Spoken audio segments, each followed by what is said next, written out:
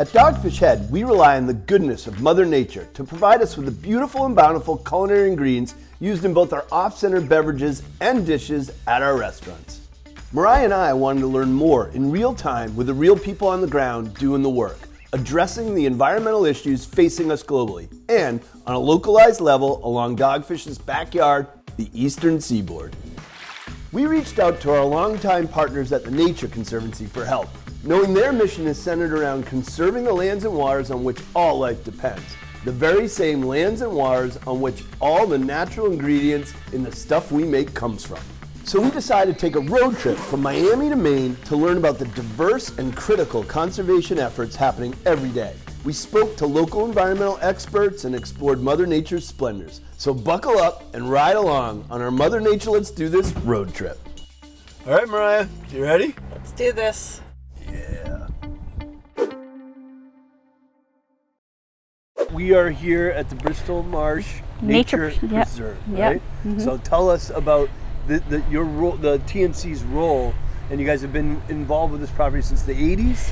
About mid-80s, the protection of the preserve began, and it took about a decade, and it was a collaboration with Bristol Borough, and that's the land we're sitting on today, and the Nature Conservancy purchasing land, and then also across the river. At the time it was Roman Haas, which is now Dow Chemical, also put an easement on their land as well. So around the marsh, which is out this way, it's protected on all sides. So. Yep, and so there's massive, you can hear all the boats going up and down the Delaware, yes. But there was an error where this was a critical transportation path for a very different type of boat, yes. Not one with horsepower, but one with mule power. Right. Can you talk a little bit about that? So that was the Delaware Canal. So we're on the terminus, the end of the Delaware Canal, which started up in Easton and came down. This is where the boats would unload and feet in front yeah, of us. yeah. Those blue pylons represent the waterway, mm-hmm. and it ran from here. We're 10 miles from Philadelphia right now. Where did it run to? All the way up north to the Easton area. In Pennsylvania. So they built locks, and the mules would take the cargo, mostly stuff like coal from coal country up in near Allentown and stuff, down to here for the city of Philadelphia. Yeah, so then it was easier for the boats then either unload here and have their stuff moved, or go down onto Philadelphia along the main stem of the Delaware. So, This area was the ancestral area for the Lenape Native Americans who, a lot of the resources that the river provides, provides sustenance for. So it's people a coveted chunk of land for many centuries, right? And now it's been protected and preserved. Yeah, and around here though, it's a very heavily industrialized area throughout modern history, and the marsh stays protected, and there's several species, particularly plant species, that thrive in the marsh because it's been protective, that you really can't find anywhere else. You were telling us earlier that recently there was first a group of the collaborative partners did like a bio blitz and identified over 350 different species of animals and plants just in this marsh area. Yeah, and then also the Nature Conservancy pre-COVID did a bird count challenge. So this was a friendly competition among chapters, and that usually in a day in May they would pick a day and count birds at all TNC sites across North America. And I think Bristol Marsh was the top performer for Pennsylvania for bird species too. Nice. So yeah, that's pretty cool. Yeah, but I also know water quality is improved, right, by having these wetlands. And what's the unique kind of this is like for tidal, close to urban, there's a distinction to the site that so this is one of the last remaining inland tidal marshes left along the Delaware River, and it's the plant species kind of clean the water as the tide comes in, and then as it goes back out, it's cleaner for it. So and because so many of these species are they thrive if part of their lives are submerged, and part of it is, so that's pretty cool. It's been a great example of conservation through collaboration. So Bristol Borough, being part, and Dow being a part of, protecting this area, but then also local partners like the Heritage Conservancy, working together with them to, unfortunately, because it's tidal, a lot of trash comes in, mostly plastics. So we do, we rally up our volunteers to do trash cleanups here, usually twice a year. And so working with our local partners, keeping the place protected and free of trash as much we can. Cove Mountain, where we're sitting right now, is a critical piece in what's called the Katatini Ridge, which is a piece of the Appalachian Mountains. And the Appalachian Mountains is one of the Nature Conservancy's global focus areas. Yeah, that's incredible, because it's like the only region in North America that's this high of a focus, right? It is. So why? Why is this so critical globally? I would say there are three big things there. Biodiversity. The Appalachian Mountains are a biodiversity hotspot, particularly for plants and amphibians. 2, carbon. You look at all the trees that are around you here, all of these trees sequester carbon. That's how we can use the power of nature to help mitigate climate change, is by using our forests. And then the third part, it's a critical corridor along the entire eastern seaboard, from northern Alabama all the way to the Canadian Maritimes. And it's a place where organisms are going to be able to move in response to that changing climate and find safe refuge, whether it's local, whether they're moving upslope to find cooler temperatures or on the north side of the mountain, or they're moving south to north to find cooler temperatures. And you wouldn't think to connect the sea to where we're sitting here on a mountain in central Pennsylvania. Can you talk about the interconnectivity between these sort of environments?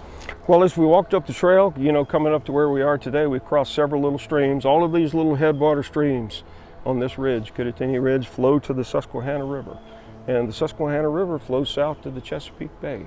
A few years ago, since we lived so close to the Chesapeake, we remember when the waters of the Susquehanna flooded and a bunch of human debris and trash made its way from this region all the way to towns like Annapolis and Baltimore. So that's sort of the cautionary tale. Right. If we don't do enough to care about this, right? The big thing in the Susquehanna and its impacts to the Chesapeake are sediments and nutrients. So, if we manage forests poorly here and we increase sediment coming off these mountains, it ends up in the river and flows downstream. So we move a little bit south off of the Katatini Ridge down into kind of the Central Valley and Central PA. That's the big agricultural region.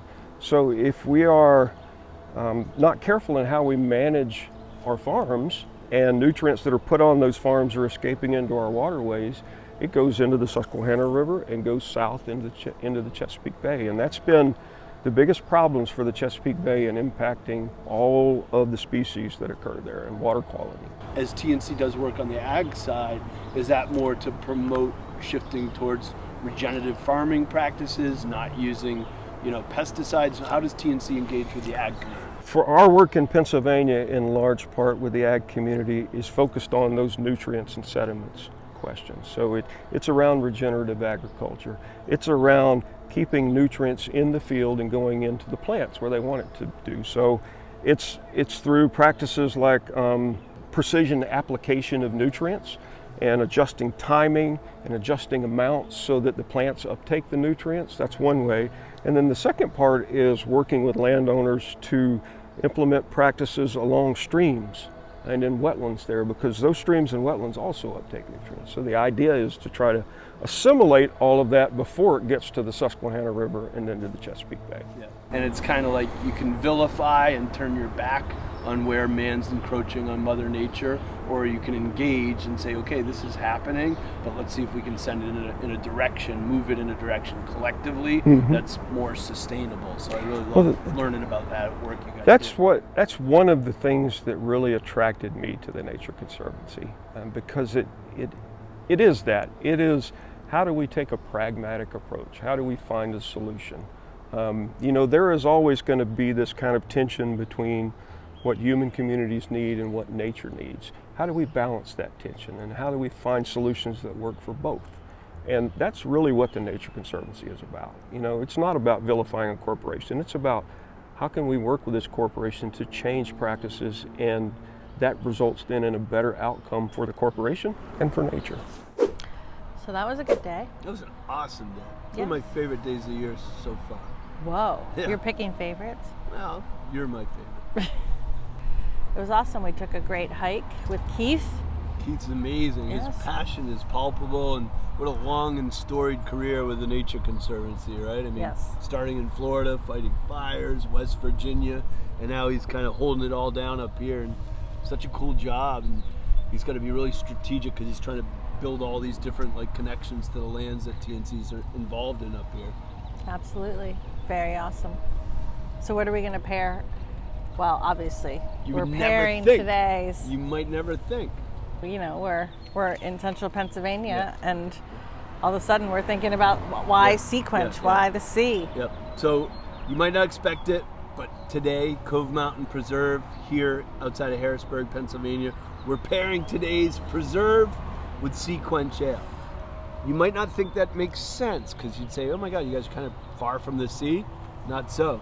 It was cool when we were doing our hike today. Not only did we pass snakes and all kinds of cool animals, but we passed these like mountain streams that were running down to the Susquehanna, and Keith was reminding us that those little flows of water run into the Susquehanna, which then run into the Chesapeake, which then run into the sea right by Dogfish Head in coastal Delaware. And some of the salt from this very beer comes from the Chesapeake. mouth of the Chesapeake. So that's how we connected Boom. it. It was a beautiful day with Keith. What an amazing ambassador for the work TNC does. And it was one of my favorite days of the year so far. You too? Cheers. I'd say cheers, but we're sharing a beer. You so take a cheers. drink and I'll take drink a first. drink. That's where the sea used to be. Cheers. We're on Staten Island, one of the 5 boroughs, and we're not far from the ocean, but we're in a pretty densely urban, area. And this, because it's so close to the water and we have a creek right behind us, this area was hard hit by Hurricane Sandy at the end of 2012. Yeah. And that's why we're here to talk about what's been done since then. Yeah, and let's take a moment to talk about why Sandy was so tragic for this area, because in essence, it surprised a lot of people. It was kind of a confluence of perfect storm elements. So maybe talk about the elements that made it so challenging. Yeah, so it's like going back in time and remembering, and it was such a scary experience because it came. People were kind of downplaying the whole thing, but it was a combination of full moon, timing with tides, all of that conspired to make it. While it wasn't a like high category hurricane, the way it just kind of came here and parked and hit and hit and hit, it just sent so much water into the city. Brooklyn, along the East River, Manhattan, and then here Staten Island. This was the part of the city where the largest loss of life occurred just because the water came so fast. So fast, yep. So one of the things the Nature Conservancy is doing is helping with the Natural Resource Conservation Service, so the federal government, city government, to buy out homes from willing homeowners. So these were folks who were ready to go. And the reason they were ready to go, so this house right here during Hurricane Sandy, the water was up over the balcony, sloshing in through those doors. Mother had to go with the kids upstairs into the window, could see her sofa floating around on the floor here. And it was, a day and a half later that local residents were in boats going around rescuing people from Off their the homes. roofs of their homes? Yeah, from second story windows, off of roofs of lower houses. I mean, this was just all underwater for a long period of time. Yeah. And that's when people had already been worried about sea level rise. They were seeing, full moon, high tides, or if you get a big rain event, lots of water. Yeah. And then Hurricane Sandy came, and that was the push, the nudge. So the Nature Conservancy has been working with the federal government, local government, and the idea is buying out these 17 properties here, restore them with native wetland species, and these can be more absorptive of all of that water and energy that comes in with a storm to avoid loss of life in the future. Right after Hurricane Sandy hit, immediately you would hear these cries from folks like, oh, we need to build a seawall, or we need a sea gate. And these are things that would cost billions and billions and billions of dollars. And fortunately, the leaders, the mayor at the time, the governor, were saying, well, you know what? I'm not sure this is just about building our way out. Nature has a role to play here. And so both the mayor and the governor spoke to the Nature Conservancy about how would you begin to incorporate nature to make the city more resilient, to be able to survive and get through future storm events. So we started putting on the palette things like how do you build natural berms, wetlands, mussel beds, oyster reefs, all of these kinds of natural infrastructure, and maybe combine those with some smaller sea gates in some key places or smaller walls, and really create a hybrid approach. Yeah. And then there are places where you just need to make way for water, and people are realizing that. Again, it's all voluntary now, but I think, in a city with 500 miles of coastline, a state that has 1,500 miles of coastline, we're going to see more and more of people moving out of harm's way to higher ground and reverting that back to nature. That's really what the silver lining, I think, is. It's not every day the Nature Conservancy is in the home destruction business, but this really is about removing these homes and bringing nature back in. So that's the next big step that we're all looking for. I know with all your guys' determination and collaborative efforts, it's going to get done. So thank you, Bill, for the Thanks, time. Sam. Thanks Good so hanging much with you for the too. opportunity. Our pleasure. This is what we call the Midland Beach / New Creek Blue Belt. Okay. Commonly referred to as Midland Beach Project. So the real purpose of this Blue Belt is it really serves 4 functions.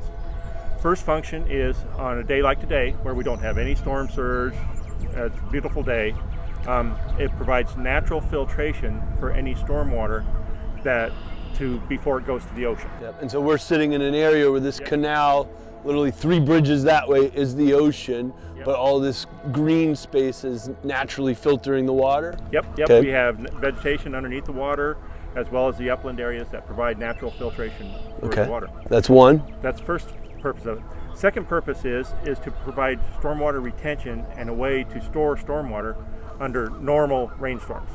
The third phase of the project, which is very important, it gives an outlet for any storm water or storm surge to leave once low tide hits. Fourth phase is to work with Army Corps during their South Shore Resiliency Project that they're building on the South Shore.